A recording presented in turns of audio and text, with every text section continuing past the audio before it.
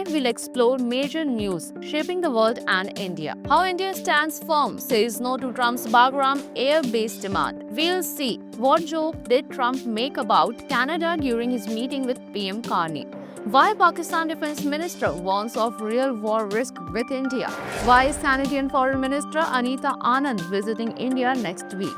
Further, we'll see the Taliban ambush kills 11 Pakistani soldiers and what is sudden death syndrome from which Russian allies continue dying mysteriously.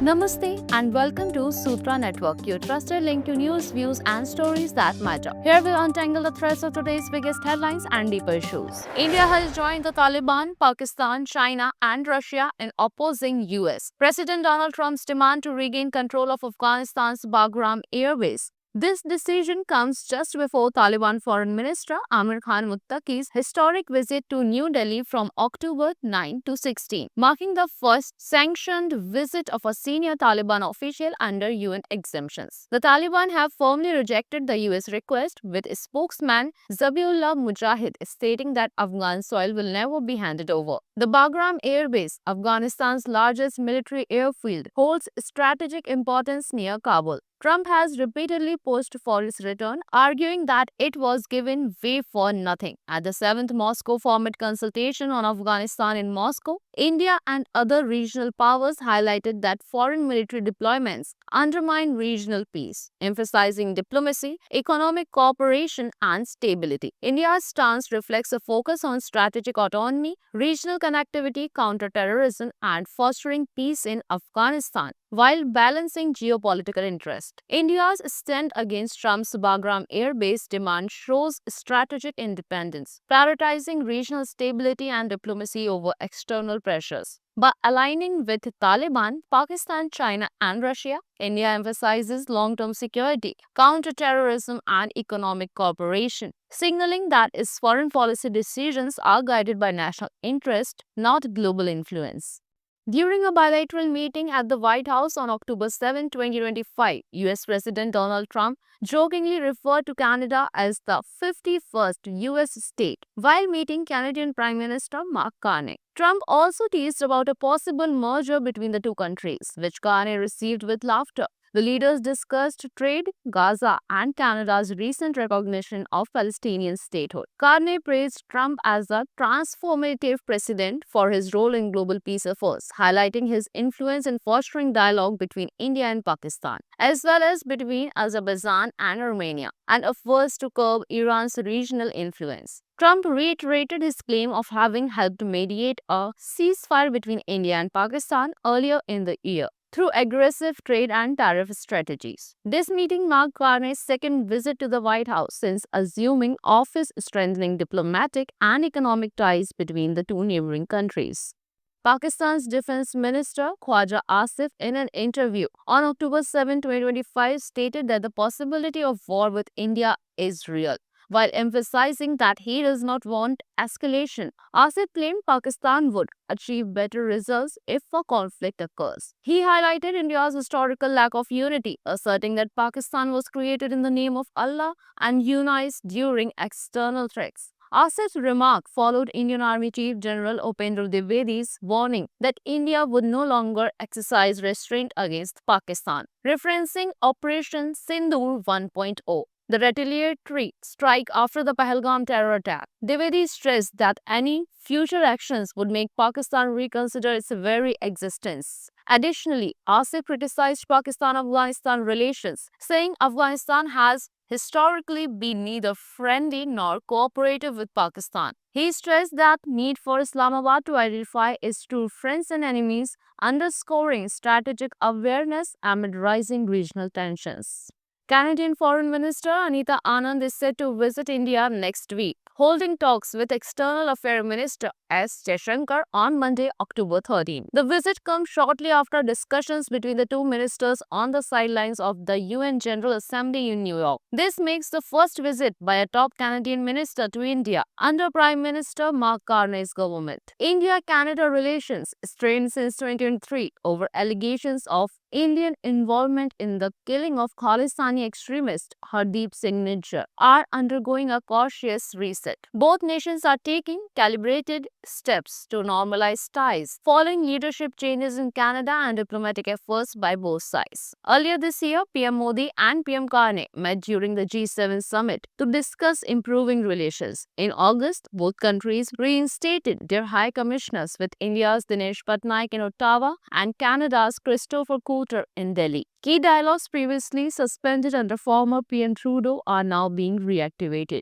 India's banking sector is poised for AI integration following the Reserve Bank of India's framework for responsible and ethical enablement of artificial intelligence, launched in August 2025. While AI promises efficiency, enhanced lending decisions, and better service for low-income customers, experts warn of risk related to security, accountability, and trust. Deepak Kumar of RBI emphasizes that AI should assist human staff rather than replace them, noting that job losses and timing remain unpredictable. AI can analyze non-traditional data like utility payments or mobile usage to help banks make informed lending decisions and recommend optimal products to customers, saying Ramakrishna Rigulugidda of NABARD. However, Dr. Vikas Singh stresses that trust is central to banking and machines cannot replicate human understanding or empathy. Despite automation, 7 in 10 India customers still prefer visiting branches for complex issues. AI adoption will be gradual, balancing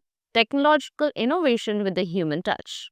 In Pakistan's northwestern district, Tehreek-e-Taliban, Pakistan, carried out a deadly ambush on a military convoy, killing 9 paramilitary soldiers and 2 officers. The attack began with roadside bombs, followed by a coordinated gun assault by militants. TTP has claimed responsibility, marking a continuation of recent intensified attacks on Pakistani security forces. The Pakistani Taliban aims to overthrow the government and imposes a hardline Islamic governance system. Officials allege that militants use neighboring Afghanistan for training and planning attacks, a claim Kabul denies. This ambush highlights the persistent security challenges along Pakistan's border regions. The Army's public relations wing has not yet commented. Analysts warn such attacks could escalate regional tensions and complicate counter-terrorism efforts. The government faces pressure to strengthen border security and protect personnel while maintaining stability in the volatile northwestern areas. The attack underscores the ongoing threat from extremist groups and urgency for enhanced surveillance and preventive measures.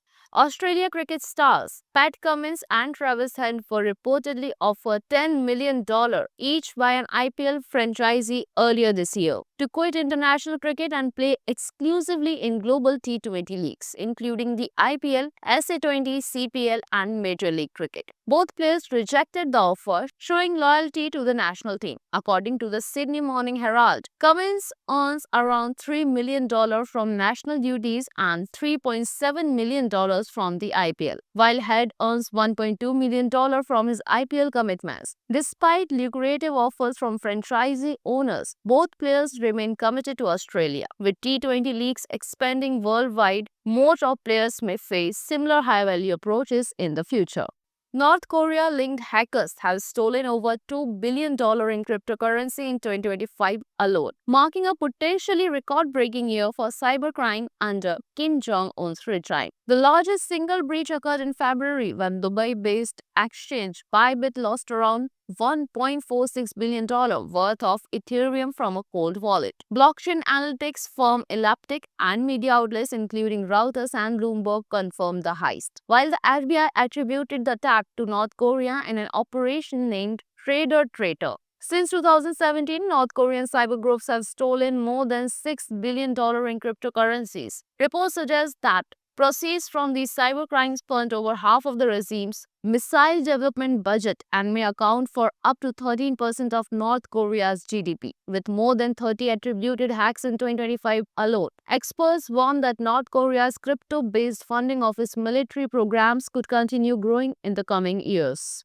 Vyacheslav Leontov, 87, former Pravda publisher, has died after falling from his Moscow apartment window. Police claimed it was suicide, following a nervous breakdown, but many see it as the latest in a series of mysterious deaths among Russian elites since the Ukraine war. Dubbed Russian sudden death syndrome. Observers note a pattern targeting Kremlin critics and officials with insider knowledge of party finances. Previous high-profile deaths include Ravel Magnov, Pavel Entov, and Andrew Badolf, all falling under suspicious circumstances. While authorities cite health issues or emotional stress, the repeated incidents have fueled public suspicion of foul play, especially against those critical of President Vladimir Putin or involved in controversial political or financial matters. Now, time for today's piece of information. Did you know why we use the QWERTY keyboard? The QWERTY keyboard was designed by Christopher Latham Schultz in the 19th century for typewriters. Its layout wasn't meant for speed, but to prevent mechanical jams. Early typewriters had arms that would collide if commonly used letters were typed in quick succession. Schultz spaced out frequently paired letters, resulting in the QWERTY arrangement we use today. Even after typewriter mechanics became obsolete, the layout stuck due to habit, despite alternative designs like Dvorak and Polmark being more ergonomic and fast. Thank you for watching. For more such updates, subscribe to our channel, click on the bell icon, and do visit our website.